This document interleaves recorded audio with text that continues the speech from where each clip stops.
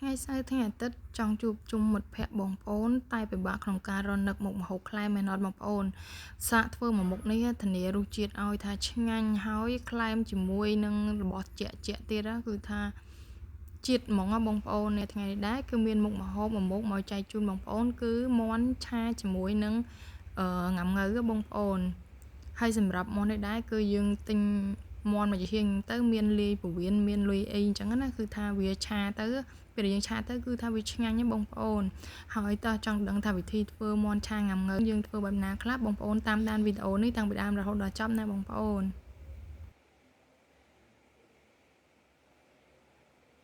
សម្រាប់គ្រឿងផ្សំដែលយើងយកមកធ្វើមាន់ឆាងាំង៉ូវនឹងមានដូចជាងាវចំនួន2ផ្លែគល់ក្រីរំដេងខ្ទឹមសខ្ទឹមក្រហម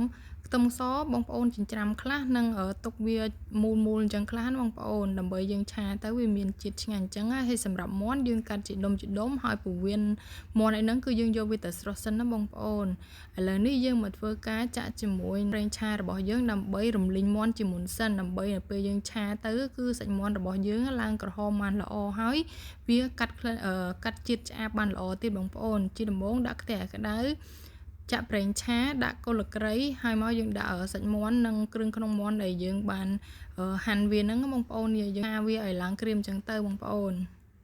សម្រាប់សាច់មាន់បងប្អូនអាចប្រើមួយចំហៀងក៏បានប្រើមួយក៏បានដែរបងប្អូនតាមសមាជិកផ្ទះបងប្អូនដែលមានច្រើនមានតិចអីអញ្ចឹងណាថ្ងៃនេះប៉ុន្តែថ្ងៃនេះខ្ញុំធ្វើតែមាន់មួយចំហៀងហើយនឹងគ្រឿងក្នុងមាន់ខ្លះបងប្អូនយើងឆាវាត្រឡប់ចុះត្រឡប់ឡើងឲ្យសាច់មាន់របស់យើងនឹងវាឡើងក្រៀមឆាកូរត្រឡប់គ្នាទៅវិញទៅមកអញ្ចឹងទៅបងប្អូននៅពេលណាដែលសាច់មាន់និងគ្រឿងក្នុងរបស់យើងហ្នឹងគឺបានឡើងក្រៀមល្អហើយបងប្អូនទុកវាម្ល៉េះសិន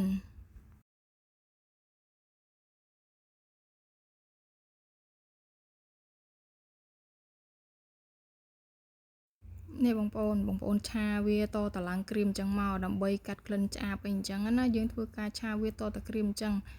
ហើយបានយើងយកវាទៅទុកម្ល៉េះសិនហើយបន្តមកទៀតមាន់របស់យើងនឹងបានឆ្អិនហើយយើងយកខ្ទះហ្នឹងទៅលាងឲ្យស្អាតយើងឆាម្ដងទៀតបងប្អូននេះដាក់ខ្ទះក្តៅដាក់ខ្លាញ់ដាក់អីចឹងមកយើងឆាជាមួយនឹងខ្ទឹមសដែលយើងបានចិញ្ច្រាំហ្នឹងណាហើយសម្រាប់ខ្ទឹមសនេះដែរយើងរំលីងវាឲ្យឡើងឈ្ងុយបន្តិចទៅចាំដាក់ជាមួយនឹងគល់ក្រីរំដេងដែលយើងបានហាន់ហ្នឹង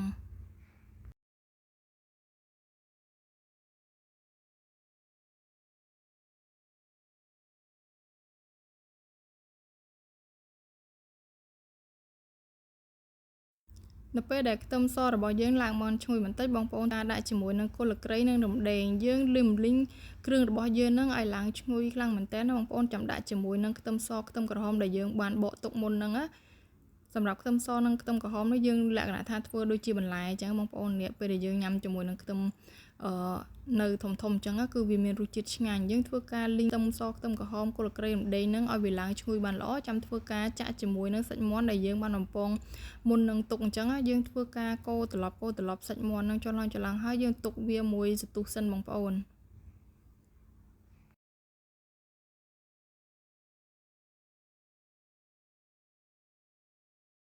សាច់មាន់និងគ្រឿងរបស់យើងនឹងឆាទៅមកបានរៀងយូរបន្តិចហើយដែរយើងធ្វើការដាក់ជាមួយនឹងអឺងាំង៉ូវហើយនិងម្ទេសដែលយើងបានហាន់មុនហ្នឹងបងប្អូនយើងធ្វើការកូរច្បល់ឲ្យសាច់ងាំង៉ូវហើយនិងសាច់មាន់របស់យើងហ្នឹងរៀងចូលជាតិគ្នាបន្តិចបន្តមកទៀតយើងធ្វើការបន្ថែមជាមួយនឹងទឹកត្រីសម្រាប់ទឹកត្រីដែរបងប្អូនដាក់តែបន្តិចបានហើយបងប្អូនដោយសារតាងាំង៉ូវរបស់យើងវារៀងប្រៃដែរហើយបន្តមកទៀតបានយើងដាក់ជាមួយនឹងប៊ីចេងម្សៅស៊ុបស្ករសតាមហ្នឹងអញ្ចឹងណាបងប្អូននេះបងប្អូនដាក់គ្រឿងហ្នឹងហើយធ្វើការកូរច្បល់វាទៅហើយកុំភ្លេចឲ្យសោះជាមួយនឹងទឹកជ្រលក់មាន់បងប្អូនបើយើងបន្ថែមទឹកជ្រលក់មាន់ទៀតធ្វើឲ្យឆារបស់យើងហ្នឹងគឺមានរសជាតិកាន់តែឆ្ងាញ់យើងធ្វើការកូរត្រ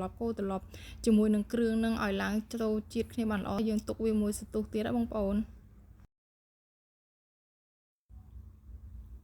សាច់មាន់ហើយនិងគ្រឿងទេសរបស់យើងហ្នឹងគឺឆាចូលក្នុងល្មួតបានល្អមែនតើបងប្អូនហើយជាចុងក្រោយនេះបងប្អូនថែមជាមួយនឹងស្លឹកខ្ទឹមហើយសម្រាប់ស្លឹកខ្ទឹមនេះយើងហាន់រាង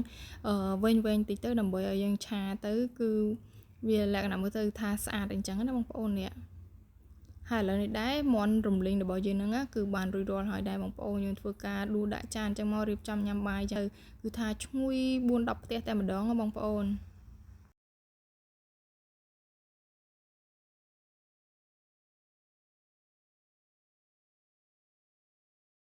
មុខម្ហូបមាន់ឆាងាងើរបស់យើងណាគឺបានរួចរាល់ហើយដែរគឺថាឈ្ងុយ4-10ផ្ទះតែម្ដងហើយបងប្អូនកុំភ្លេចសាកធ្វើតាមណាបងប្អូនធានារសជាតិឲ្យថាឆ្ងាញ់តែម្ដងយកទៅក្លែមមួយជាក់ទៀតគឺថារឹតតែឆ្ងាញ់ហើយអរគុណច្រើនបងប្អូនដែលតាមដានវីដេអូនេះខ្ញុំរហូតតាំងពីដើមរហូតដល់ចប់ណាបងប្អូនបាយបាយ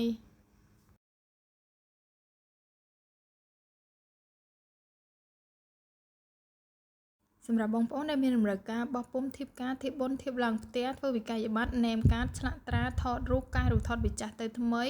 ធ្វើ sticker banner ដាក់សុំរូបថតបងប្អូនអាចទំនាក់ទំនងមកបានលេខ Telegram 09643-5លេខ2 07858291សម្រាប់ទីតាំងរោងពុម្ពរបស់យើងខ្ញុំស្ថិតនៅភូមិវត្តស្លែងសង្កាត់ពងទឹកខណ្ឌដង្កោរាជធានីភ្នំពេញសូមអរគុណច្រើនបងប្អូនដែលតែងតែគាំទ្រហាងរោងពុម្ពសែននាវី